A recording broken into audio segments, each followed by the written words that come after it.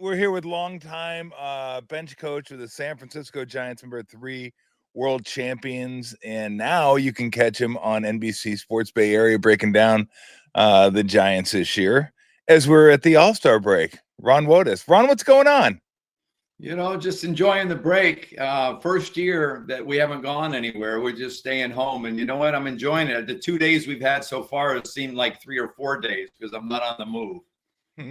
So what'd you think of the All-Star game last night? The ASB, Mizorowski pitching. I'm curious to get your thoughts on Mizorowski pitching. Only 5 games in the big leagues. And as I said, there's probably guys that deserve to be there more.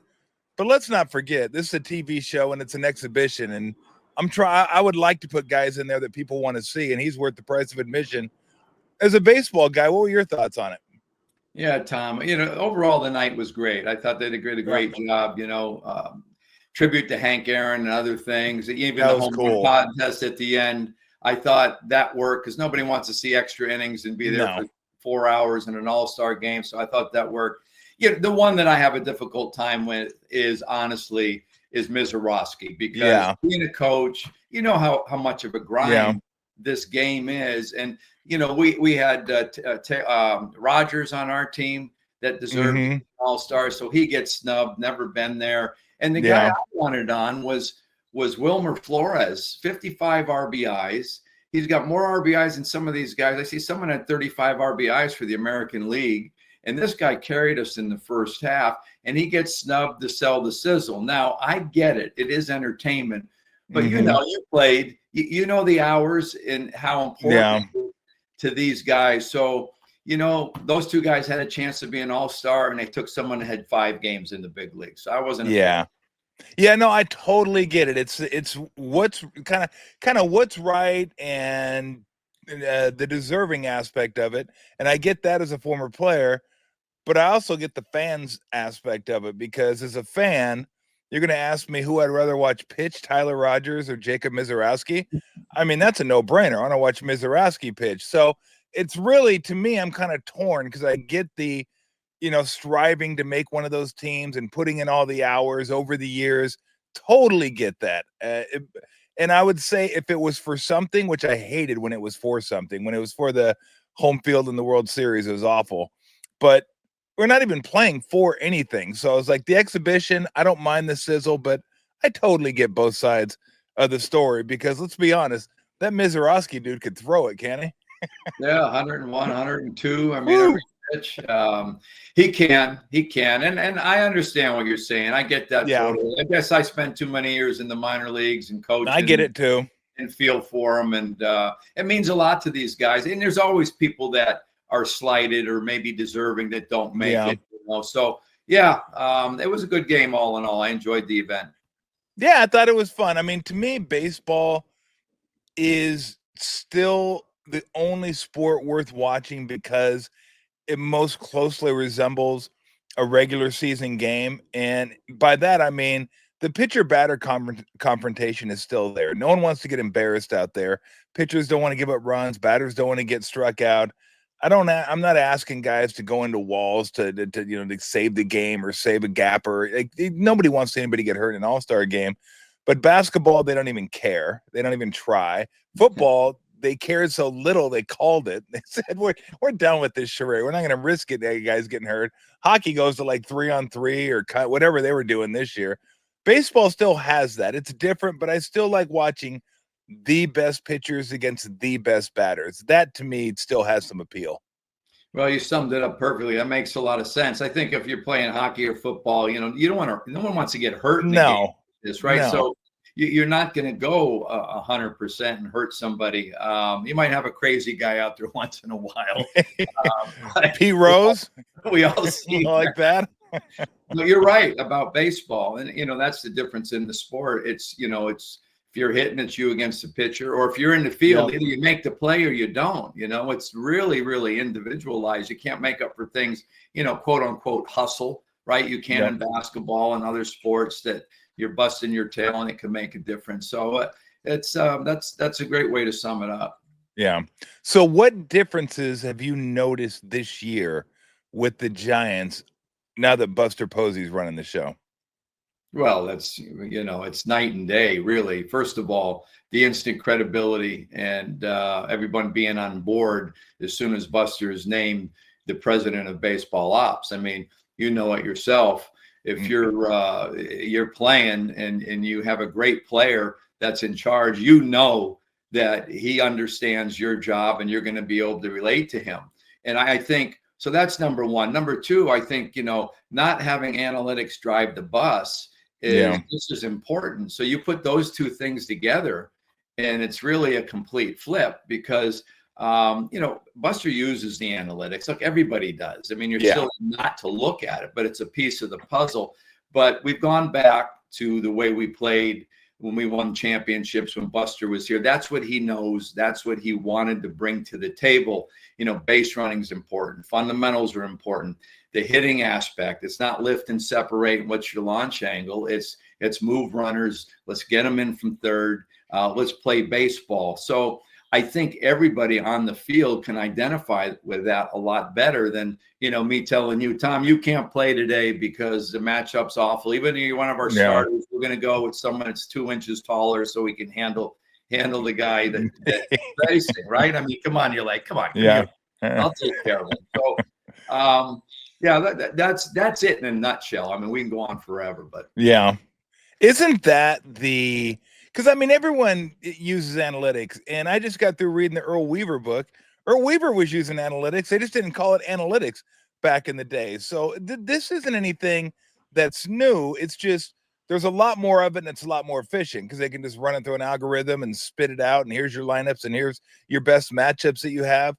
But when that's driving the bus, you lose the human element of the game. I've always thought you got to have the eyes of a manager that knows what he's doing and can see in real time what's happening, while also knowing the analytics and understanding what they mean, but not being a slave to the analytics. And I feel like that's where teams kind of get lost a little bit because it gives them an easy out. You make a mistake, all you got to do is say, hey, that's what the analytics said. Analytics said do this, so they don't blame me. That's what the paper says. So people don't realize analytics are always changing. The bigger the sample size gets, so it could be different a year from now than it is now. But you got to have the human element in the game, I think, to be successful. Well, every business is run by humans, I think, right? I mean, you have to. Yeah, I'm not sure. That's true. It's probably not the case anymore. Yeah. But we always had surveys on what we could emphasize more with the old regime. We did a lot of things. Players or what could we do different? And I always put on that survey, let's put the motivation of the player higher in a higher importance than everything else, because I felt like it was about the analytics and motivating the player. Tom, when you're making $20-30 million, everybody wants to win, but to what level? So if you're not treated right and you're not getting a chance where you think you deserve a chance, your motivation level is going to go down, and it's easy to show up to work and not really care about the quote unquote team. So that's a big part of it. And Felipe Alou, I'll use him as an example. I loved working with him. He treated the major leagues like a minor league manager. You know why? He looked at the same stats he did when he was in the minor leagues: walks to strikeouts, innings pitched to hits, and their walks. It was simple. I will say, the analytics is extremely helpful for pitchers, right? You can't see things with the human eye. It gives you, it can tell you this pitch is, elite. It's in the top 5% of the league because of the spin rate or something. And we can tell it's a good breaking ball and see it has great bite. And hitters will say, wow, he's nasty. But now they can quantify it. But, they can't quantify the base running very well. Even the defensive stats, I'm not a fan of. You go back to the human element. What was the catch probability on that? Well, there's a lot of factors, the wall in play, was it windy? And not every player gets a perfect jump. So I'm looking at some of this stuff now, and there's not everybody gets a perfect jump, but they make up for a speed. So, it's not perfect. And when you start delving into inches and these minute things about players, none of them are perfect, but they're your guys and they're the best you have. And that's the most important thing. Keep them motivated. So I was wondering this when they made the trade for Rafi Devers. I said immediately. I looked on this site. It's called Baseball Trade Values, and it's on Twitter. And they rate the trades based on how much value you have left in the contract or whatever it is. And overwhelmingly, they said the Giants overpaid for Rafi Devers. And I thought, even before I saw that, I thought immediately that would not be a deal that Farhan would have done. He wouldn't have given up a young, controllable pitcher and a young, controllable, not even in the big leagues, outfielder for a hitter. But I think that's the type of move, even though you may have a sunk cost toward the end of it, like that's what this team needs. I thought, Ron, they focused way too much on the fringes of the roster instead of like I always used to make this statement. I love sprinkles. Sprinkles are great. I go, I don't want a bowl full of sprinkles. You got to have some ice cream in there. And the Giants didn't have any ice cream. They had all sprinkles. It was like, okay, well, that's nice, but where's the ice cream? There's Rafi Devers is the ice cream. Like, that's the guy. Like, you go out and get a guy like that because he affects the guys ahead of him, behind him. Just everything about what he brings to the table affects him. I thought that was a huge difference. I could be wrong, but it seems to me like that's the deal the previous administration probably wouldn't have made. I don't think they would have. I can't prove that. But that's one that Buster understands what it means to, like, maybe overpay the back end of the contract, but we need to go like this in the middle of the order. Well, I agree with you. Look, I mean, you can't make the perfect deal. You know, I remember when Save was here and they kept saying the Giants are fleecing other teams. Nobody wants to make a deal with us. But you get to the point that you have to give up something to get something. And what our need was a hitter, a middle of the order hitter. I mean, It's a great deal. We have excess in pitching and we like all those guys.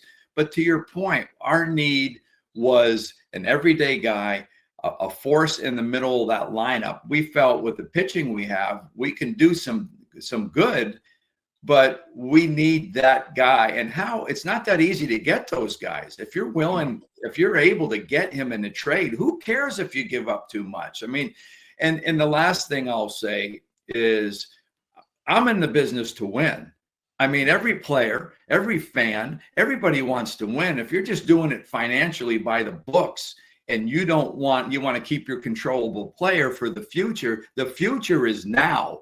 We don't know tomorrow. You're a 1-year contract for a player or coaches. The future is now. And that's the thing I loved about Saves. Maybe we went for it in a few years. We discussed it. Hey, we got a 50-50 shot to get in. You know, who wants to make this deal? Who wants to go for it? Everybody's raising their hand. We want to go for it. No, let's just stop right here and play out the season. So I love the deal for a lot of reasons. No, I think it's a really, really good deal. Where do you think the Giants are sitting now? I think what was it, like 6 games out, something like that. I've always thought it's the Dodgers division to lose. I mean, they haven't even had a healthy pitching staff, and they're still up on the Padres and Giants 5.5, 6 games. So they're going to be tough to catch. But the wild card, I think, is very doable with the teams that are around them. Where do you see them right now, and what needs to maybe improve as they go forward to get into the playoffs? Yeah, I think we're in a good place. We started off so hot that it was a little disappointing. We ended up losing those games to Detroit, and who was the team we're supposed to beat. The name eludes me, but we kind of didn't finish as strong as we should. Ever since we've gotten Devers, we thought we'd go the other way. But all in all, I think we have the personnel to get to the playoffs. I really do, and I probably wouldn't have said that if we didn't have Devers and we just had the pitching, because it's a huge need. So you're right about the Dodgers. If they get healthy, they're always going to be tough, the best lineup in the game. But health is a big part of this. And we know what's going to happen. Look, as you know, we were never picked to win the division in the years that we won the division either. Or we weren't picked to win the World Series. So anything is possible. I like our personnel. We have pitching. We need to clean up the defense a little bit. Look, we went a little sideways. We had injuries. Chapman was out. Schmidt was out. We had guys moving around the field, and we had some lapses in the defense. And if I could quote Felipe again, he used to say, when you're moving guys around the field, the ball is on the loose. And it's true. So I think we have got our core together. If we can stay healthy, I really like our chances, and even to compete for the division, because that's always a goal. You're not going to get me to say, "Oh, we can't catch the Dodgers." I think we can, but we have to play well. It's a day at a time. It's the old cliches, just one game at a time. We got to start playing consistent baseball, and it's going to be tough coming out of this break, playing up there in the moon in Toronto right after 4 days off. Then you go down to Atlanta. So I hope we can hold our own and then get on a run after we come out of this break. How long do you think it takes a guy, or any guy, but I'll use Rafi Devers because he's the guy that was traded. I said when he came over, because his numbers have dropped, I don't want to say significantly, but they've dropped since the trade. And I said, look, you got to understand, this is a huge deal. He's been in Boston his whole career. He comes all the way out to the West Coast. I'm sure he wants to impress because he's with his new team. He's got to find a place to live. I don't know if he has any family, but if you have that, you got to take that into consideration. Like, there's a lot of stuff to deal with when you get traded. So I never really expect someone to be their full self until maybe a few months later, until they really get kind of acclimated to the team. How have you seen that over the course of your career? How long does it usually take guys to get comfortable and feel like, this is home? That this is where I'm going to be. These are my new teammates. I know how to get to where, I found a house. I know how to get there. All the little stuff going to doing this, doing that. I'm finally comfortable. How long does that usually take? Oh boy, I wish I had the answer to that. I'd put that into the algorithm and I'd be a genius. But you're right. All those things. I think every individual is different. You're coming from a losing team and you come into a winning situation and you're fired up and here we go. You bring up a lot of good points. I don't know what it is. Rafi seems very easygoing. I do think he's trying to do too much. Some of the swings he's taking, he's trying to hit the ball to Oakland. And, look, I think coming out of the break, I don't see any reason for him not to be comfortable. He's DHing. He's doing the same thing he did. And we're working him out at first base. He's had some back stuff going on. But so I really don't know. I've seen players over the years, some fit right in and they take off, and some guys struggle. But I would think Rafi, it's a new league and it's on the other coast. So I think there's going to be adjustment there to him. But I think he's been here long enough now that it should start coming together for him. Oh, since you said new league, I was going to ask you this. I probably would have forgot it, but I'm glad you sparked my my memory. Here's my thought now, because we have the National League, American League, but it's one league now because of interleague play. Everybody plays everybody now. It's as balanced a schedule as you could get. The DH, both leagues have them. Umpires, they travel to all leagues now. You don't have your American League, National League umpires. So basically, it's one league. And I think they had to do what hockey does, what basketball does, what football does now that it's one league. One MVP, one Cy Young, one Rookie of the Year, one award for the league. Instead of two, let's do one. What do you think? Well, you're right about it. It really is one league. We use the same baseballs as well. We don't have the American League. That's right. Baseball, the zones are the same now because, like you said, so you bring up a lot of good points.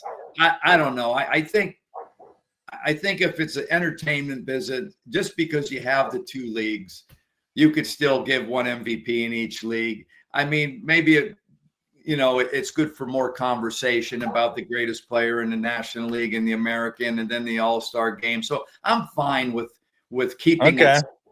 Maybe because I was a National Leaguer my whole life and really can't believe we're playing American League baseball. I don't want to go to the American League baseball. It's so different. But I'm okay with it. What do you think about the DH coming to the National League? It's been a couple of years now. Still kind of doesn't. It's still kind of funky to you because I can see you shaking your head. I know the answer. Well, look, when I was a bench coach, first of all, as a player, I was with the Pirates and I was a National League player. Even in the minor leagues, you played some American League teams, but you didn't use a DH. I was a bench coach and I was an extra guy. Well, if I was in the American League, I would have never played, right? In the National League, I got a chance to, pinch hit or going for defense or going on a double switch, so you're used as players. A lot of times you got a stellar lineup in the American League, you never play. But the biggest reason for me that I love the pitchers hitting, first of all, a lot of these guys loved hitting, and I understand why they're not injury, they don't get paid. I get that. So I'm not bashing that it's happened, but I love the National League. A lot of these guys love to do that. We used to work with these guys with their bunting, even their base running, these guys. Look at Bum and certain guys. They love to swing the bat. But I think the game has more interest. Now it's, look at, we have the home run derby before. Everybody loves it. I get it. We had the home run derby to finish the All-Star game. Why don't we just have home run derbies for the season? Because where's the interest? Pitcher coming up. You being on the radio all those years. Do you hit for Bum in the 7th because you're down by 2? I mean, Bochy didn't do it in the 8th one time. There's so much more interest. Bunt plays. Felipe Alou, again, I'm going all over him. Yeah. We used to run so many wheel plays. When those guys were bunting, we'd get the lead out at 3rd. Well, you got the option, the slash, everybody's moving. I can go on and on. There's so much interest in second guessing in the game. So as a bench coach, you're in your wheelhouse. American League Baseball, your mind's not working the same. You don't have to worry about who we're going to pinch hit later against this reliever. That happens just in the hitting aspect, but the game has so much more interest. Crash plays with a man on first, Brandon Belt or JT Snow. Guy's going to bunt. We're going to have the first baseman crash and try to get the lead out when the pitcher's bunting. It takes away a lot of things offensively and no, there is no doubt. I was very simple with it. I just said, hey, when you go to the field, you bring a glove and a bat. You bring both of them. And if you bring a glove to the field, you should bring a bat. It's just that simple. So I'm all for the pitcher's batting, but ain't gonna happen anymore. Okay, give me this one. Who was a better hitting pitcher? Bumgarner or Levo? Whew. Well, if you were down by 3 and you needed a homer, you'd go with Bum because there's 2 guys on. And if you needed a base hit, you'd go with Levo to tie the game. That's what it boils. It's even like, for regular hitters, I like guys that drive in runs, and it doesn't have to be by the home run, right? They get the guy in from 3rd. They get the base hit. I think you win more games when you have some of those players on your team, because we're always playing one-run games. Now, it's proven, and I think the analytics went for this. They wanted home run hitters because, you could have these good hitters. You hit a double, so what? No one else drives you in, but you get a walk and a guy hits a homer, it's 2-0. I think you got to have a combination of these guys, but you got to have some guys in the lineup that the pitcher's fearful to make a mistake. But I would say a better quality hitter was Levo. Bum was just on the heater. He didn't care. Yeah. I mean, he didn't care. He had one thing in mind, and that was to leave the yard. I'll tell you what, I'm sure you remember this at bat, because it was one of the, I won't say greatest at bats, but it was a great at bat, and it was one of the most fun at bats. It was when you guys were playing, and I don't even know what year it was. You guys were playing the Reds, and Aroldis Chapman's on the hill to close out the game. And Bochy went with Bumgarner as a pinch hitter in that situation. I was like, oh, this is amazing. I guess it's going to be incredible. And against all odds, if I'm not mistaken, I think he worked a walk out of him. And that was about as much fun as I've had watching a pinch hitter in the 9th inning. Do you remember that? Oh, yeah. Well, not only I think that was the same scenario, because our best fastball hitter, we had a full complement of bench players because we didn't pinch hit anybody. So we had four regulars on the bench, and Bochy turns around and he goes, get Bum ready. And then you got these 4 regulars. I'm walking by them. They're holding bats. They want to hit. And we send Bum up there. I was embarrassed for our extra guys. I mean, that hurts, right? And we went with Bum because he was the best fastball hitter we had. That's what we needed. Yeah, that was I was like, hey, Bum's coming out. Wow, that's amazing. Yeah. But he did work the walk, because that was like power on power, which was fun. Speaking of power on power, we had Ned Coletti on, who you know well, last week, and I had him tell me about because one of my favorite matchups of all time was Puig versus Bumgardner. Yeah. That was just like machismo overload. It was like, oh God, something's gonna happen here. Even if nothing happens, something's gonna happen with these two. Right. What do you remember about those two going at each other? Well, Bum hated Puig. I mean, that's the number one thing I remember. But to your point, it was you're holding your breath in the dugout. Oh no, is he going to drill him? What's going to happen? You just knew something was going to happen. It's like umpiring Joe West with Bum on the mound, right? You knew something was going to go wrong at some point in time. And Puig, being a Dodger, it's a player that everybody loved to hate, anyways, right? Yeah. He was a good player, so yeah, there was he just didn't know what was going to happen in that situation, and it was, it added color to the game, right? You kind of like that to have these two guys going head to head like that and not liking each other. So it adds to the theater. It is entertainment, as you say. It was a little scary because I was like, if these two actually ever met, now that would be, it would go from like, wow, this is really intense to, well, I hope nobody gets hurt. Because those were two of the biggest, strongest guys in the game. And I know Bum hated Puig. I'm sure Puig hated Bum just because Bum hated him. He's like, well, if you hate me, I might as well just hate you. But I mean, it was like letting two bulls loose in a ring and going, okay, go at it. Because those guys let me ask you this, because I've always said this about Bumgardner. You get the good with the bad. The competitor is he's one of the greatest competitors I've ever seen on the mound. There are also times where I caught myself asking, does he really need to be the sheriff of all of baseball? Like, it seems like he went out there with the badge, the hat. He's going to police the game every time he went out onto the mound, screaming at guys, yelling at guys.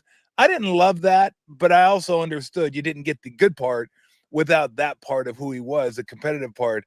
What did you think of that? Like, he was like the town sheriff every time he went out to pitch a ball game.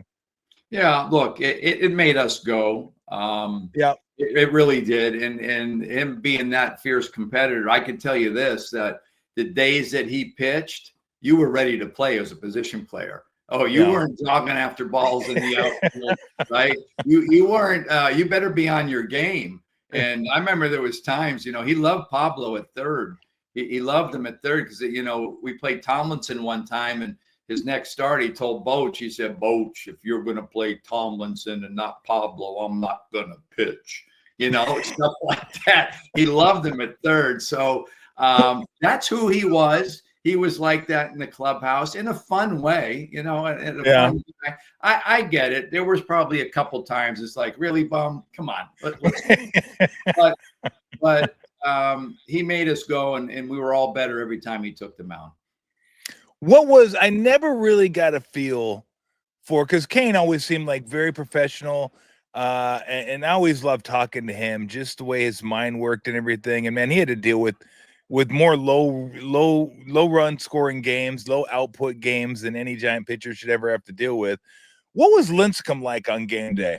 He just seemed almost carefree, like, give me the ball, let's go out there and get this done and have a good time with it. But I never really got a feel for like who he was. Like, I know he's a fierce competitor, all those guys were, but what his demeanor was like, how he handled things when he was on the bump. What was he like on game day? Yeah, well, you said it. He was carefree, just like it was all the other times. I mean, this guy, I think he would go out for his bullpen before the game. Zito and guys are going out, 35 minutes before their start. Some guys, 20, 25 minutes before their start. He'd go out there 10 minutes, 7 minutes before his start, go down to the mound, throw 20 pitches and go into the game. Carefree, just like he was. He was just super talented. And to your point, he was competitive when he was on that mound.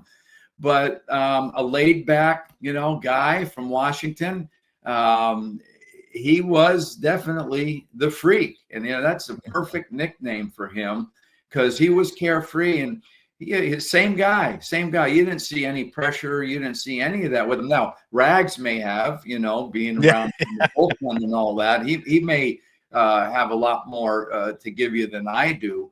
But, Timmy was Timmy. let Timmy smoke. That was it. Let Timmy smoke. And he fit San Francisco to a T too. Like if it wasn't going to be Seattle, it was going to be San Francisco. That was going to be the perfect. What do you remember most about those teams, those championship teams? Because you said earlier, you guys weren't picked to win the World Series. You guys weren't favored to win this World Series. I'll take it even a step further. After you guys made the playoffs, you still weren't favored to win the World Series. You were favored in very few series in the playoffs, and you guys managed to get through and win. What do you remember about the first one, and when you thought, you know what, this team's got a real chance to win the World Series here? Like there's something going on with this team. Was there a moment in the playoffs? Did you just think once we get to the playoffs, we got as good a chance as any? Was there one moment in the playoffs where you go, wow, I think we got a good shot at this? Well, I think it was more near the end of the year when we were heading into the playoffs. We all felt that our pitching was so dominating that if we got in and we can just scratch out some runs, we had a real chance. And the real challenge for us in the first one was going into Philly. Yep. I remember hugging rags when we beat Philly to go to the World Series because they were the class of the league. I mean, they were really, really good. And Cody Ross comes up with a couple of runs. Uribe hits a 2-run homer. There's your home run that helps you win games, like we were talking about earlier. That was the difference, So when we knew we had the pitching to win, and honestly, we got through Philly and we didn't know much about Texas, but we were riding such a high with our pitching that we felt we could beat anybody. So that was a big thing about 10. It was all about scoring runs and make sure we can get enough runs. And, we were challenged, but we hit home runs and we beat them. So that was the number one thing I remember about, the 10 World Series. I can't remember who it was. Was it Jonathan Sanchez that hit Utley in Philly? Who were the pitcher and hitter involved in that? Because I remember Affeld told me a story that all the benches cleared and he goes, Mark Gardner held me back because he's like, you can't go out there. You got to go in the game. Exactly. I think it was Sanchez. I'll be honest, Tom. I'm getting up there in years. The years run together. Both of us. Well, I figured we could cobble it together between us. Yeah, I'm not sure. The situations, the years get mixed up. I want to say it was Sanchez. I want to say it was him because he was wild, and that would have been the guy to do it. No, that was definitely it. Was it seemed like you guys. So you go 10, 12, and 14. And then 12, was 12 the year Buster hit the home run off Matos, or was that 14? See, I'm forgetting too. That was 12. That was wait. No. I think it was 12.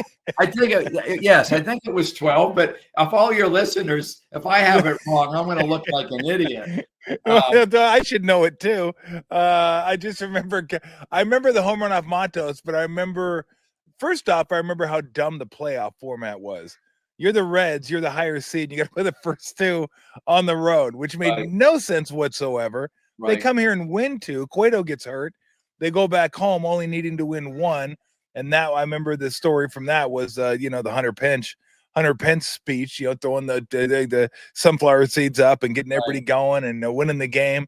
But you guys had something. I don't know what it was. And I don't know if the guys that were there in 10 kind of felt it in 12 and then felt it in 14. But because that was the year, Ron, where you guys had won like 6 or 7 elimination games. Right. 3 against the Reds. Right. 3 against the Cardinals, where you were down 3-1. Barry Zito had his moment in that series. I mean, it's just amazing stuff. And I want to say, I'm going to go on a limb and say that was 12. Yeah. Because I think you had all those comeback wins. Yep. And then you swept. And then you swept the Tigers. Yep. Yeah, that's it. And their lineup. Yeah. Well, the one thing that was of all the World Series were the deals we made at the trading deadline. So to your point, what did we have in 12? Well, the Hunter Pence deal did make the difference. And the speech in Cincinnati when we were down 0-2 and Bochy gets up, and I know you heard this, but he gets up, he talks about getting in and against all odds. Yep. And, he's up for, 2 minutes. And then Hunter wants to say, he jumps up, he's pacing back and forth, emotion, and saying, I don't want to go home. You know, I love you guys. This has been the greatest trade for me. I love being here. We need to play for each other and keep this season going because I'm not ready to go home. I want to see what Terrio's going to wear on the plane next time because he would always wear something goofy. So he went on, and it was heartfelt and it was sincere. And it really did work. I mean, you were down 0-2. You know the pressure that comes with that. You have to win. It took the pressure out of everybody. They were just playing for each other. Let's go out. You know, when you're locked in and you're confident and you're just playing for something, you're not thinking about the pressure that I got to do that. And it worked. And we won the 3 games and we continued. But the thing that really made the difference, even in 12 and in 14 and even in 10, are the additions that Brian Sabian made that brought competitiveness, the belief that we're going to win. Boy, this guy's really helping. We needed this. We're going for it. But the attitude, Burl, I mean, Ross, these guys came to win. Jake Peavy, and 14 competitors that would go be vocal. Burl in the clubhouse, Peavy in the clubhouse. Let's go, boy. You know what I mean? It wasn't all quiet business as usual. It was, let's rile the fellas up like Pence did, and let's go win. What do you remember? So you take care of Cincinnati, and then you're on to St. Louis, down 3-1. And I want to say it was Zito that started the game down when you guys were down 3-1. Yep. What do you remember about that? Because this is a guy, the big free agent signing. If memory serves, Ron, I think he was left off the playoff roster in 2010. He wasn't even on the roster. That had to be a real ding to a guy who was a Cy Young Award winner, signed the contract he did. To be able to come back and get that moment and pitch the way he did in St. Louis, it was like everything before that was forgotten. And I've always said this, hey, who cares how he pitched or what he did? If you would have said before you signed Barry Zito, you're going to win 2 World Series under the contract, you'd say, cool, sign me up. So I didn't get into like whether he was worth it, not worth it, whatever, you guys won. But for him, what do you remember about that performance and just kind of, it felt good to see him kind of do something after all he'd gone through. Absolutely. You know, I mean, look, he pitched his heart out, and he wanted that opportunity. I remember, you can see the look in his eye. He wanted it. He was ready for it. And he'd been through a lot. Like you said, he's been a great pitcher, and he's having a chance to do this. And I think he felt the same way. Maybe he didn't feel like he performed the way he should have either after signing the big contract, and this was his moment. He definitely delivered, and we were confident in him too. And he pitched fantastic. So I agree. Hats off to Barry Zito. I remember talking to Sabes, before we made the Zito deal. Me and Joe LaFay, our old hitting coach, and Sabes was telling we have no more money. We're done. We can't make another deal. And then 5 days later, we signed Barry Zito for all this money. We look at each other. Where'd that money come from? Right? So you never know. There's some extra money laying around when you really want it. So. Oh, that's hilarious. All right, give me a couple Bochy stories because he's one of my favorites. I love Bochy. And I know he's probably different behind the scenes than he is in the dugout. I'm sure he has a little bit of a temper and get on guys a little bit. Let me ask you this. What's the one thing that drives him the craziest during a baseball game? And I'll give an example. For Steve Kerr, it's traveling. He like traveling. I go, they're going to put on your tombstone, RIP, died because of a missed traveling call. He goes nuts when they miss travels and also bad shot selection. But what's the one thing that Boch couldn't handle? Like just always set him off when he was managing a game? Well, it's easy for me because it happened all the time. In the game today, they limited to 2 throwovers, and he's loving that because he used to get pissed. If you throw over 2, 3, 4 times in a row, he'd be screaming, "Let's go!" He'd be yelling out there, not our pitcher, but the other team. He'd get pissed. And then on our side, Boch, he did the signs of throw. He'd throw over 1 time, and then he'd go home. And Boch, everybody knows you're only throwing over 1 time because you have no patience to throw over again. He wanted to keep the game moving. That's what drove him nuts. A slow game, guys taking their time. Guys walking out to the mound. I'll keep going, right? A pinch hitter comes up, all right? We're in our division. We know the guy, but the pitching coach got to go out and go over the whole thing. Yeah. Pinch hitter. You don't know him. We play you 20 times, and this guy's been with us all year. The patience part of it drove him nuts. I love that, yelling at the opposing pitcher. Yeah, for throwing over. I mean, oh my gosh, that's incredible. Is there anything that set him off? Like, I'm sure, like, lack of hustle always sets all managers and coaches off. Like, when you don't hustle, baseball's a different sport, though, Ron, in that you hit a ball. Like, what's expected of a ball player? You hit a 2-hopper, 3-hopper to shortstop. You're not going to beat it out 95% of the time. You're sitting around half the game. You don't want to blow a hammy, like going 100% on a ball you're probably going to be out on. Yeah, you also don't want to jog because if he boots it or if he overthrows, you want to make sure you're there. What's the etiquette there? Like, what do managers expect of players? Do they want you busting 100% all the time, or 85%? Just I've always tried to figure that out in baseball because it sounds great. Bust your ass 100% all the time. I'm like, great. Do I want a guy like Barry Bonds going 100% to first when he's going to get thrown out 95% of the time and he blows a hamstring or gets hurt? I don't want that. I need him in the lineup. How should I look at that? Yeah, well, it's never going to be perfect because we've talked about this a lot. And you talk about it with the minor leagues too, right? There, you want guys to go 100%. But let's face it, you get 2-hopper to the pitcher. I mean, is it really worth it? And to your point, in the major leagues, the health is the number one thing. I mean, if we don't have our stars on the field, we're not going to win as many games. So you give them the label. Look, the bottom line, most managers I've been around, and I've been around a lot now here in San Francisco, the veteran guy, you give him a lot of slack. You like to say everybody's the same, but it's not. They're not the same.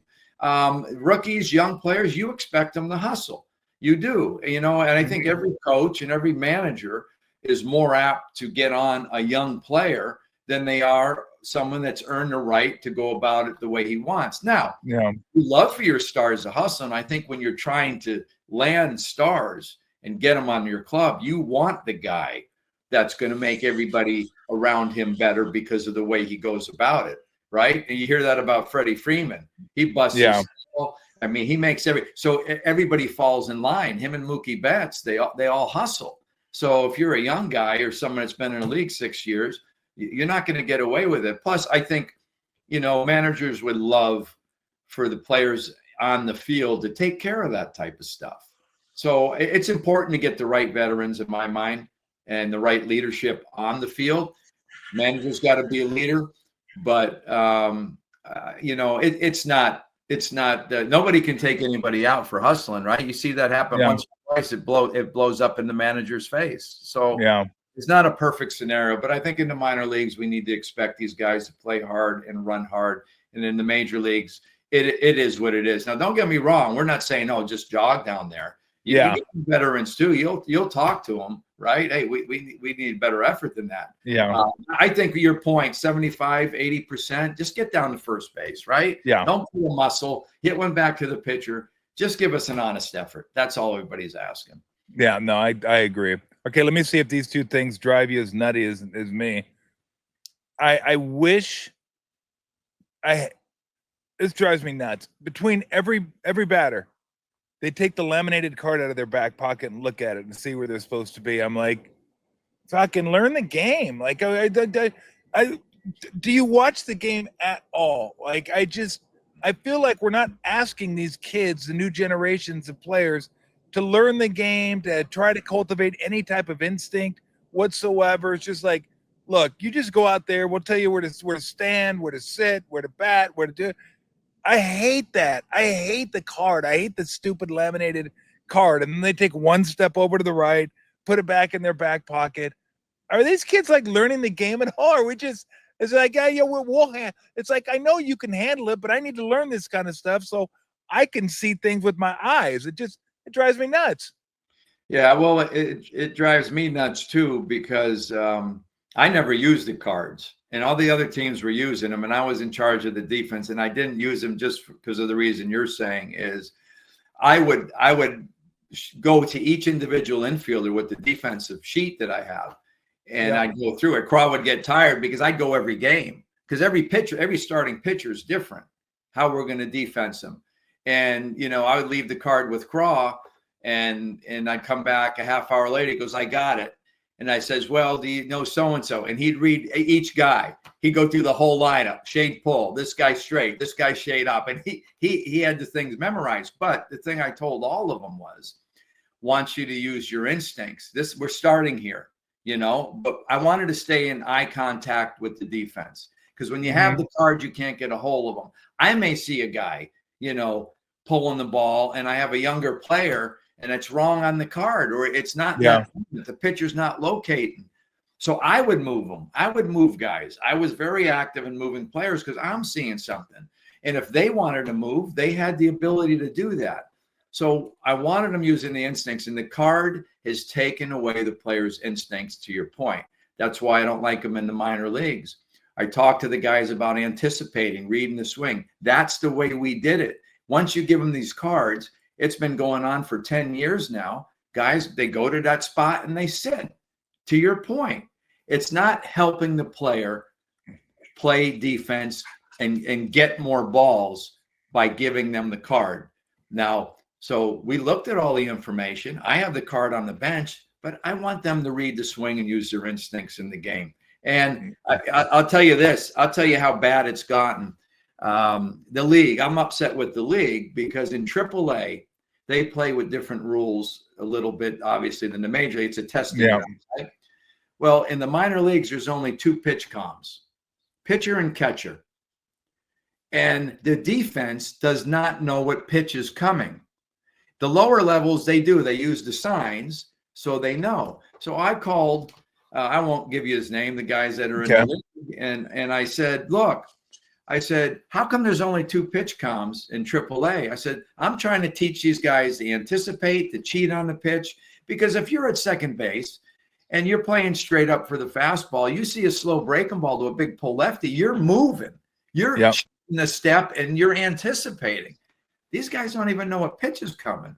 So I'm telling him this, and he goes, well, I said, don't tell him because of money. He goes, we don't use them because of money and infrastructure. These things break a lot. We don't have the personnel to fix them if they break and all that. I said, well, you know what? You're bastardizing the game. These guys can't play defense correctly. And he goes, well, why don't you do this? Why don't you come up with a sign separate to give the infielders so they know what pitch is coming? I said, yeah, we did that for 200 years. You guys took it away. I mean, come on. I mean, I'm with you on the cards. Yeah. Okay, let me ask you this as far as hitters concerned, because this always drives me nuts too. And I understand we live in a technology world, but I feel like that's why I've been resistant to the automated umpire, the robo ump. I didn't mind the ASB in the All-Star game. I thought that's probably the way I could live with that. That seems like a good system. But I don't need more technology, even though it may be better. I can't stand guys when they get done with their at bat, they go right to the dugout and stick their face in an iPad. I'm like, wouldn't it be better if you're on the rail, like watching the game and like seeing what the pitcher's doing and like trying to pick up things that guys used to pick up? And I know I'm an old guy talking about this because all the old baseball players do the same thing, although they probably would use the iPads if they were in today's game. But it seems to me like we're getting away from watching the game and learning the game by watching and just using all the technology, whether it be a card or an iPad. Well, you're right. And it's hard because that's the way the analytics is in the things they're letting us use. I used to have a binder on the bench with my information. Now we have an iPad to scroll on. And I really didn't want the iPad. I can't make notes on it. I would make notes on my defensive sheets. On the iPad, I can't make a note. So the next time we play the guy, a man on first, he's trying to shoot the hole. That does, you're not looking for that in the maps. The analytics are just telling you where he's hitting the ball. So that's a classic example of what you're saying. It's just so available. And I'll go back to we put the video room down. You go down the tunnel at our ballpark. Right to the right, there was a bathroom. We put a video room in there back in 2002 or something like that, or 2001, we thought that the players could have access to the video right there.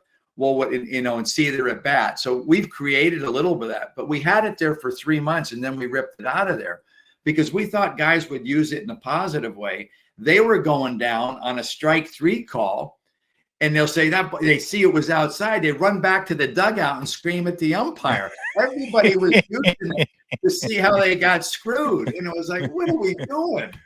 So I think the iPads are the same way. It's the way it's operating now. But I remember in Kansas City in spring training, George Brett said he never misses a pitch in a game. He's watching the pitcher, to your point. Bonds, he didn't look at the iPads. He didn't even half the time he'd ask if a guy got a split. He just wanted to know that. But these guys today, he just watched the pitcher. You know, he go, the guy's warming up right there. You know, watch it. And the good guys would watch the bullpen. Is he getting his breaking ball over the last 5 minutes before the game? You know, what's he getting over in his warm-up pitches? That always doesn't tell the story, but it gives you a little bit of an advantage. These other guys, a guy could be warming up, a lot of them, and they're looking in the book. They want to know the velo. They want to know the move on the breaking ball. I don't know. I never had the luxury to do that, but I always liked watching the guy on the mound to see what he's doing and watching the hitter that was like me and see how he was pitching that guy. But today, we try to predict how he's going to pitch everybody. Or we say, this guy, lay off the high foul. We're telling everybody the hitting plan in our hitting meetings, which I'm not quite sure that's always the right thing to do. But it's up to the player to decipher the information that works for them. So I think it's a good thing, but the player has to be smart enough to know what they need to do and how to decipher it. It's interesting because I always lament the fact that kids growing up nowadays spend way too much time inside, way too much time playing video games, way too much time on their phones. They don't go out to the parks enough. They don't go out and play wiffle ball. They don't go out and play basketball, which is what I used to do. I'm sure if I grew up today, that's probably what I would be doing. I'd probably be inside on my computer, playing video games on my phone. It's just kind of and look, 20 years from now, who knows what the hell is going to be happening? Like, because the kids that are playing today that are using the iPads, they're going to be, back in my day, we used an iPad. Man, what are you guys? This is ridiculous. What are you guys doing? Like, I don't even know what it's going to be, Ron, but it's going to be something. So I totally get that. But it's just, I wish there was enough guys to be able to kind of blend that where it's like, okay, let's use the technology, but let's also use some of the, instinctual stuff that maybe we can cultivate by watching the game and really, really paying attention. And look, the guys back then did it because they had to. They didn't have any other option to watch the game to get better. But that's why I love the stories. Like Will Clark has great stories about that kind of stuff. I love listening to George Brett. He was one of my favorite players growing up, him and Rod Carew. But it's just it's interesting how sports, not just baseball, are so different now than they used to be. Yeah, no, you're exactly right. And, as a coach, you have to get with the times. Look, if you can't be a fossil and out of touch with reality. And this is our reality. But to your point, the things that matter, I try to talk to the guys in the minor leagues about anticipating, except the AAA guys, because they don't know what the hell pitch is coming. So you got to wait till the lower levels. But we need to keep those things alive. And it's going to be harder and harder because even the coaches that are going to start coming into the game are probably using all this technology, the majority of them. You think about the old school players, they didn't have it, so they watched the game. We used to go out and watch infield. I'd go out at Candlestick after BP when they took infield because I was coaching third my first year. I'd go out and watch the big leaguers throw because, I was on a VHS. You didn't have the information. Now I just go to a media site and I can watch a guy throw every throw he's had this year. So it's a different way to prepare. But before we'd go out and watch infield and watch the guy throw, and the advanced scout would tell you, but you wanted to see it with your own eyes. And that's the difference. I think players in the past want to see things with their own eyes. I see guys today, I talk to a lot of pitchers. They don't even watch video. The pitchers years ago, they'd be in that video room for 2 days watching with their own eyes. These guys are just going with the pitching coach is telling them or what the strength, weakness, heat map is for the pitcher. So it is evolving quite differently. Yeah, no doubt about it. I wanted to ask you about Logan Webb because it's pretty it's pretty wild when you watch the All-Star game, right? You got Skeens throwing 100, Mizorowski throwing 100, Skubal throwing damn near 100, Abbott from the Reds throwing I mean, it's just a bunch of flamethrowers out there. And then you got Logan Webb, who's not a flamethrower, but still you look at his strikeouts. He's one of the top strikeout leaders in the National League. ERA, one of the top ERA guys. He's just an ace. He just looks so much different than everybody else because of how he goes about his business. Like, what do you notice about him and what makes him go? Because in an era where it's arm, and I don't want to sell the other guy short, but it just isn't about arm for him. It's about intellect. It's about competitiveness. I think that football player probably comes out at him a little bit. What do you think of when you think of Logan Webb? Well, I think all those things that you just said. I think the biggest difference maker for him and for most pitchers is the movement that he gets on all his pitches, right? He has a sinker that can sink into a righty, move into you.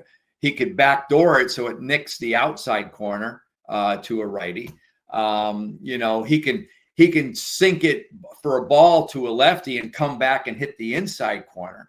Then his changeup, he's got great movement. It fades and drops. And then his slider, he has that going the other way. So he has pitches going in different directions. And so he's a true pitcher, right? The movement makes him, along with his competitiveness, his desire to get better. We were talking just his last start on NBC, we were talking about, how he's throwing more high fastballs and four-seamers. I remember they wanted him to throw more four-seamers in the past. Andrew Bailey, just to change eye levels and stuff. Mm-hmm. He wasn't ready for it because he's a sinker baller and he's trying to throw the four-seamer and it was getting whacked around because he just didn't have a feel for that. But now he knows, like, you know what? There's certain hitters in the league. They're on my changeup. The lefties, I'm throwing too many changeups, so the lefties are sitting on it. So now he's gotten comfortable with the high fastball and he's using that more.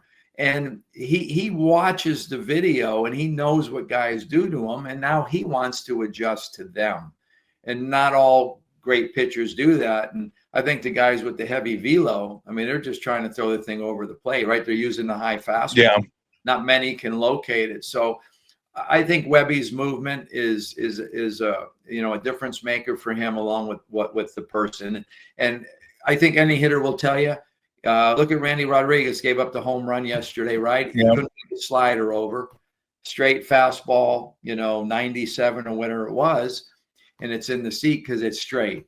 Even in wiffle ball, when you play wiffle ball, if you hit that one with the holes on it, those balls that it's harder to hit, and that's why breaking stuff isn't hit as well, because there's less, there's more margin for error to put it on the meat part of the bat. But if a guy throws 98 and it's true, and he gets it in your area, I think it's easier to hit than the guy with the great move. Greg Maddux is a perfect example, right? I mean, he'd eat guys up with, 90, 88 and just kill them. They couldn't get the ball in the barrel.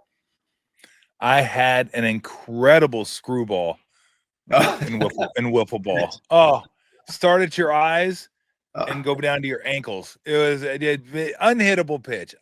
Me and my buddy used to play every single day during the summer. We'd come out and we had a strike zone that we used to put a tape on, this piece of old wood, and we put a strike zone in there. And then if you throw it in there, obviously strike outside of the ball. And every game we played 7 innings, go in and watch the Cubs game on WGN, then come out and play another 7-inning game. Every game was 1-0. No one could score. No one could score. Well, I was like, these are the most boring games, except they're pitcher duels. Every single one of them is a pitcher. You score 1 run in that game, you're like, oh, I'm going to win. I'm absolutely going to win. Well, it was a lot of fun. So me and my brother, he's 3 years older, we used to do the same thing. We'd open the trunk of the car and we put a big blanket there. And that was the catcher. Okay. We put a strike zone there because at least the ball would stop. We're not chasing the ball. Yeah. In the driveway. And if we hit the bush, that is kind of where the shortstop is. That's a single. If we hit it in the air onto the road, that's a double. And if we clear the road, that's a homer. And we do the same thing. We have a bunch of wiffle balls and we be slinging those things at each other every day. and then we'd go in and be a Sox watcher and watch the Boston. Put your feet up, that little jingle. Okay. Yeah. Same idea, but those things that you were saying earlier, that's what we did. We weren't on the computer until Pong came in, right? Yeah, exactly. I had that. You're going back and forth. Yeah, WGN was a lifesaver because the Cubby games, they didn't have night games at that point, so it was always day games. So when the Cubs were at home, you always knew they were going to be playing. I think it was 11:30 Pacific time, so that gave us enough time for a game. Go get lunch, watch a Cubby game, and then watch, and then go out and play again. And then after that, you had TBS, so you'd have the Cubs and then the Braves. You get to watch the Braves after that, and then I was in LA, so the Dodgers and Angels would be on. But it's. I try to tell like my kids, I'm like, you don't realize I didn't get a chance to just turn on TV and go, okay, what game do I want to watch? Do I want to watch the Braves? Do I want to watch the Cardinals? No, it's like, okay, here's your choices, period. Watch it, or that's all. You get one game and deal with it. So when I told him when the WGN came around, I was like, hallelujah, this is incredible. Yeah. A Cubs game, a different market. And it was summer, right? You're out of school. So much fun. Those are good memories. Absolutely good memories. Just be thankful we didn't have to turn on the radio to listen, right? We got to watch it on TV a little bit. Yeah, absolutely.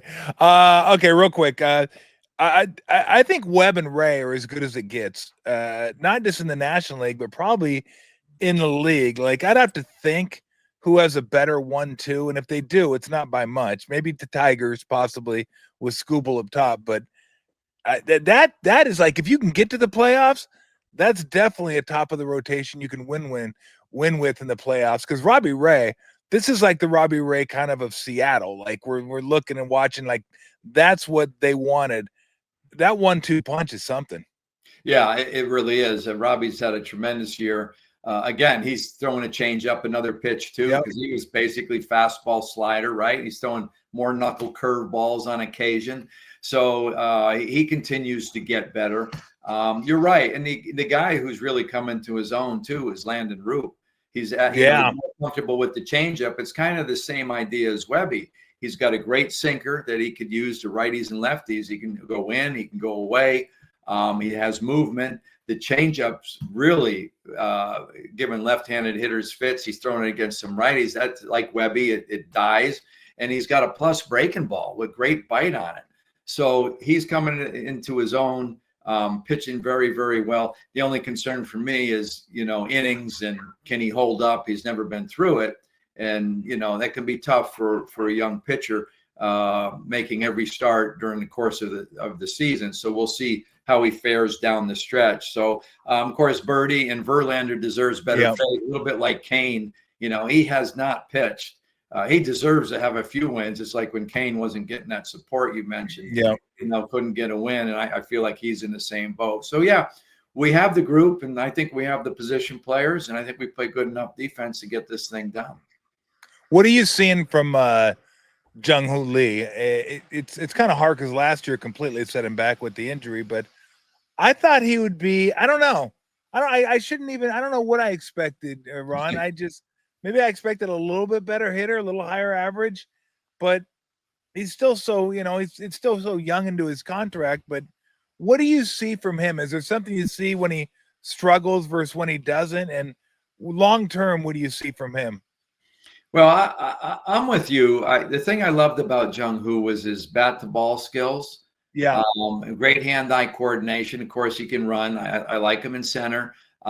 He never stole a lot of bases in Korea. So he really hasn't been a base stealer for us. So I think that part of the game will improve as time goes on. And I may be wrong about this, but I like the flat swing. I watched the best hitters in the game. Will Smith the other day faced 98. He went from here to here like he's swinging down. It's not, you don't hit those guys by going this way.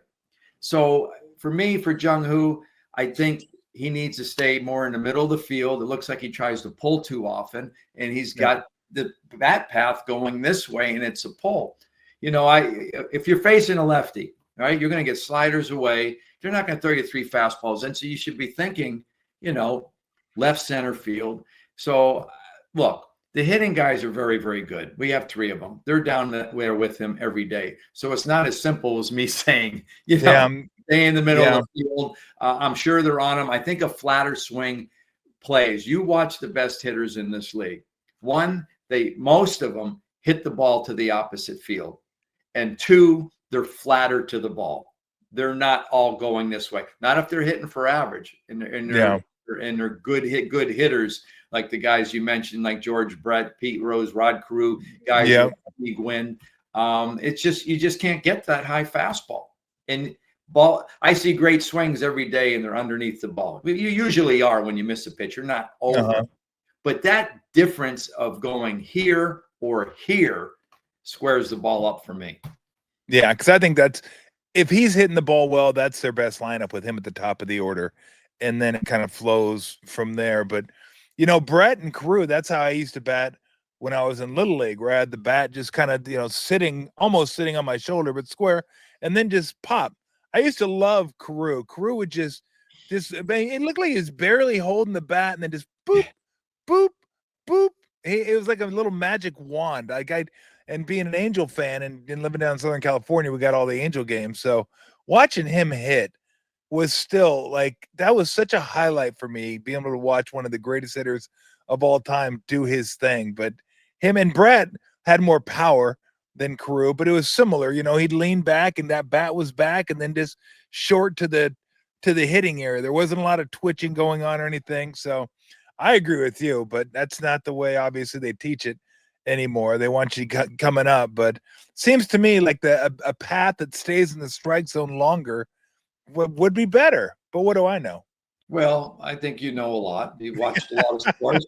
You're an expert on TV, but look, in radio, I'll say this, the hitting is taught different. And, maybe part of it is, again, going back to how things have evolved. When I was playing in youth sports and in high school, there was no showcases. It wasn't showcasing me. We were playing to win and just play the game. Maybe this individualized, and then all these shops that teach you how to hit and get more power, more velo on your pitches and all that stuff.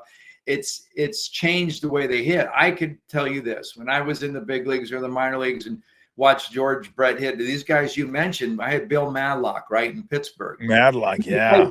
He would play Pepper in BP. He'd hit the ball from right field line to the left field line. You watch BP today, guys don't know how to hit the ball to right field. Yeah. It's a big swing, and it goes that way, and it goes in the air. It's not a line drive. When you hit the ball the other way, if you're underneath it and you're not a powerful guy, it's an out. You need to be on top to hit that line drive and get your hit. So the hitters today do not approach hitting like Wade Boggs and the guys of the past years. They're using the whole field. What's the first thing you learned on the batting tee? Oh, this tee comes out. It's great. Yeah. You put the pitch down the middle, then you can place it on the inside and it goes further in front of you. So you hit the inside pitch, then it goes deeper where you can hit the outside pitch to right field. You don't see those tees anymore. It's not done. It's evolved in a whole different manner. Yeah. I remember watching that team. I had a Pirates hat with the stars on it that Colby kind of had. And I remember Sanguian, Stargell, Stennett, I think maybe Berra, Madlock, Robinson, Omar Moreno, of course, out in center field, and the Cobra, RIP, was he was incredible. That was a team. Those uniforms were hard to watch. I like the hats, the uniforms. They all yellows. Those were something, man. Those were bananas. Well, I was looking to see if I have a couple of those hats around here, the yellow and the black. So yeah, I don't know if I have it in here, but look, you couldn't keep track. So at home we wore pinstripes, right? Once in a while that's right. You're right. You go all yellow or you go all black, but if you go all black, you got yellow stirrups and yellow hat. That's if you go yellow, you have black hat, black stirrups, or you go yellow pants, black top, or black pants, yellow. It was so confusing. And they didn't have a mannequin in the clubhouse like the Giants do when we change our Friday night jersey, right? They tell you what to wear. John Houlihan, the clubby, I don't know how they did this. The trunks and the amount of uniforms he had to travel with thank goodness Mike Murphy didn't have to deal with that. He would have retired 20 years earlier, carrying them trunks around. My goodness. Speaking of uniforms, can we agree the Giants need to move on as quickly as possible from this year's City Connect uniforms? Well, look, this is on video. I'm not going to get myself in trouble on this one. I will say this. I've never wore purple before. I finally wore purple. I like them better than the snowflake uniforms we had in the past. All of them, all those are big sellers. They're doing. I know they are. They're really, really, really well. So if it's more money for the organization, for more players, I'm all for it, Tom. Nice political answer. I appreciate that. You got it. All right. Let me ask you, before I let you go, a couple questions about you. I asked guys that played, what's your most embarrassing moment that you can remember on a playing field, whether it's falling down or just something when you're out there playing, you thought, I can't believe that just happened? Yeah. Well, it's easy. I was in AAA, and Tim Blackwell, the old catcher, he played with the Red Sox too, I think. He was one of our coaches. We're in Portland, Oregon, right? We're down by 2 runs. I get a base hit. I'm on first. First baseman plays behind me, right? Well, I want to stay out of a double play, so I take off to steal. There's 2 outs. I get thrown out. Oh. I stumbled. I get thrown out to end the game with my run that doesn't mean anything. And I was so low. I felt like, what an idiot. I mean, it was awful. Now there's probably a bunch more, but that one comes to mind. Right? I remember Blackwell. I mentioned him because he was so good. He just stayed with me the whole time. He didn't say a word. He just sat in the dugout with me. I sat there for like 5 minutes. He sat with me, walked in with me. He was just there. That's a good teammate. He was a good teammate, is right. That is a good teammate. All right, what's your favorite memory of being a sports fan? Not necessarily part of a team, but just being a sports fan, one of your favorite players or favorite teams doing something. Did anything jump to mind? Well, a couple moments. I don't know if it's my favorite, but I remember when I was a kid, probably 8 years old, and Fisk hit the home run. Yeah. Because we loved the Red Sox, hated the Yankees, and I'm glad my old regime's not here because they were all Yankees, but they know that. That was a big one. You're staying up late, right? Yeah. And watching that, I mean, I didn't have to. I had to go to school because that was a hard thing. The games were so late back. They're starting at 8 o'clock and all that. But yeah, that was one of them, I would say. 2 things that I remember about that game. Obviously, the Fisk home run, the Bernie Carbo 3-run shot that they got him back in it, and then I was rooting for the Red Sox too, because I'd had it with the Reds, right? Big red machine this, big red machine that. And in game 7, I still remember Ed Armbruster laid down a bunt and interfered with Fisk trying to get out to the field of play to field it. And he just stood there. And I don't know what the rule was. You got to move. You don't have to move. You can just stand there if you want to. I was so furious. I was like, what? I go, he can't just stand there and get in his way. And they didn't call anything, and the Red Sox ended up losing. So I was not thrilled. Although I was even more mad when Reggie stuck his ass into that ball against the Dodgers. That did not please me at all, Ron. Didn't please me at all. Did you play, Tom? Did you play baseball too? I mean, I played up until my sophomore year, and I didn't know at the time that I needed contacts. Like, my vision wasn't good. So I was playing baseball. I was like, God dang, I can't see anything. Like, nobody's even throwing the ball that fast. I can't pick it up. So I said, okay, basketball is a much bigger ball, so I can keep track of that. So I migrated to basketball and stayed there. I didn't really find out I needed contacts till my senior year. And then when I put the contacts in, I was like, holy cow. I guess like a whole new world just opened up for me. I can see everything. But yeah, that was a little bit of a problem. I was a center fielder, and I mean, I used to be able to hit okay. I was a pretty good hitter until I couldn't see the ball anymore. Then that was a problem. But no, I love baseball. Grew up watching baseball.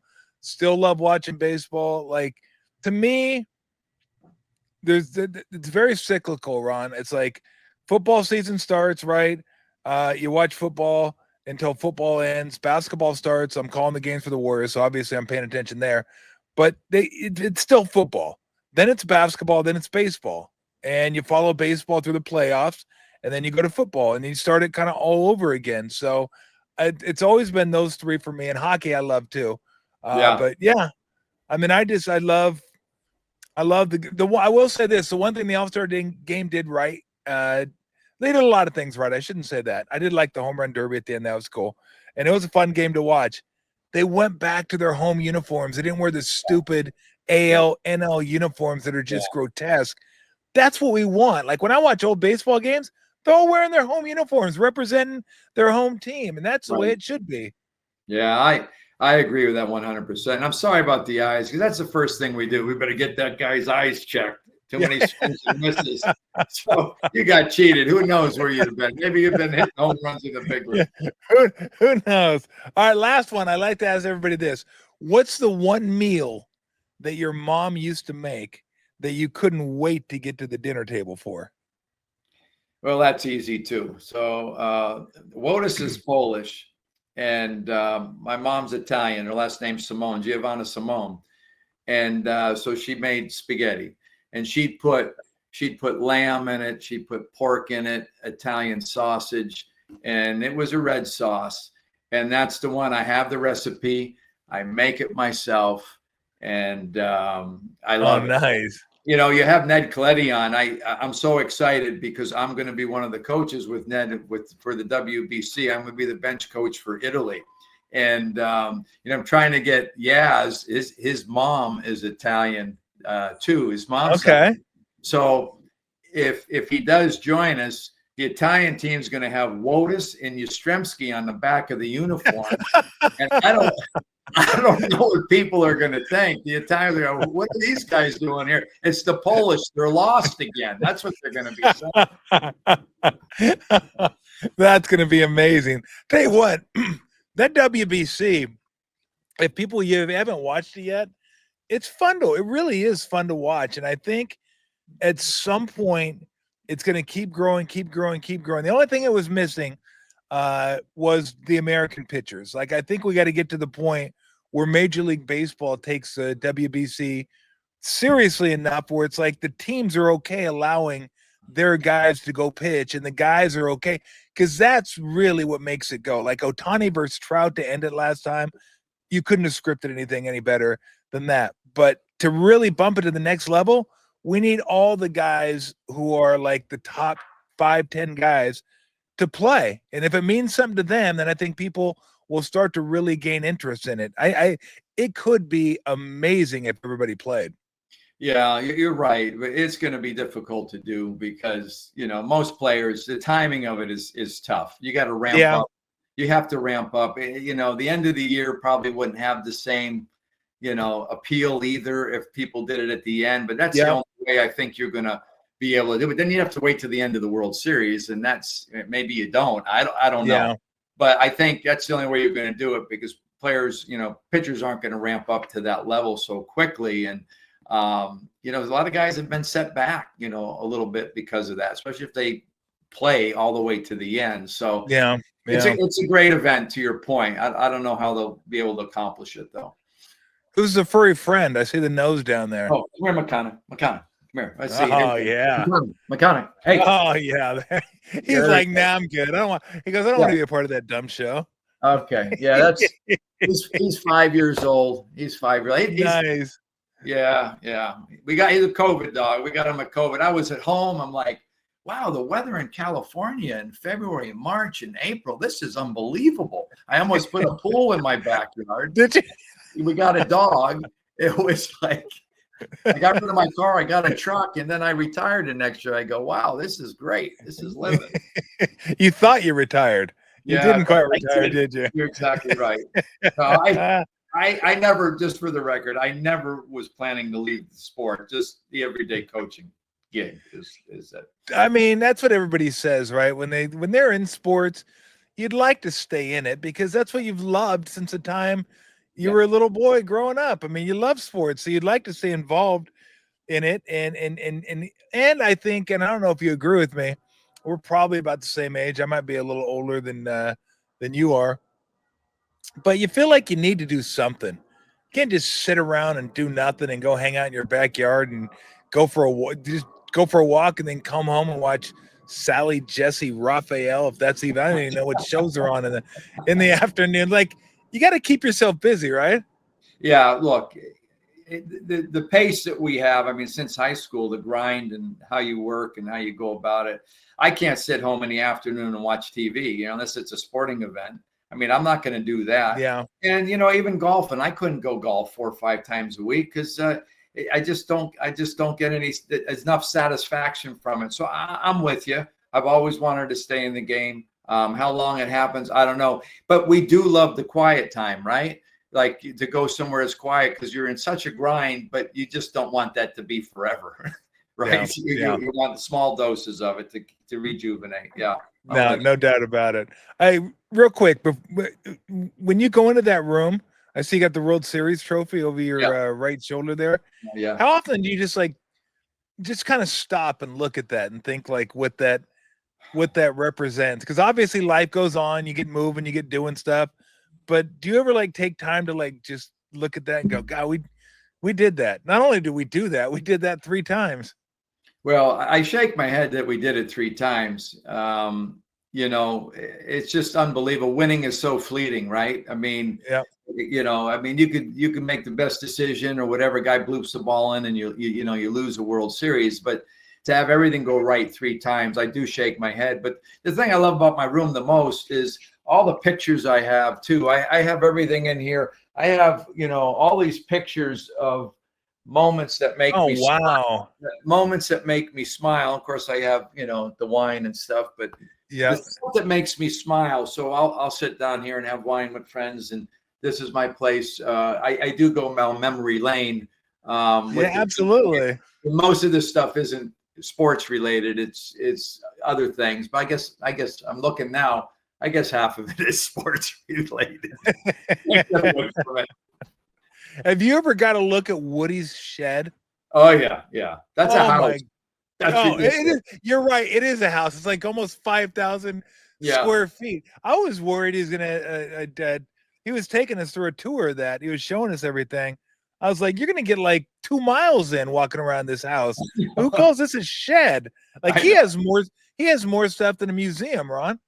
Well, he does. He has more stuff than Don and Charlie's used to have. Well, not really, but he has some Don and Charlie's didn't have Willie Mays' gold glove. I mean, the stuff and from people is just simply amazing. He has the ability. Woody is incredible. Hey, Ron, thank you so much. I really appreciate the time. It's great catching up with you. Hopefully we can do it again in the future, but obviously I love having you on and talking to you. It's always a pleasure. Well, anytime, Tom. I enjoyed it. It was great seeing you as well. Take care. Huh? Have a great day, Ron. All right. Thanks.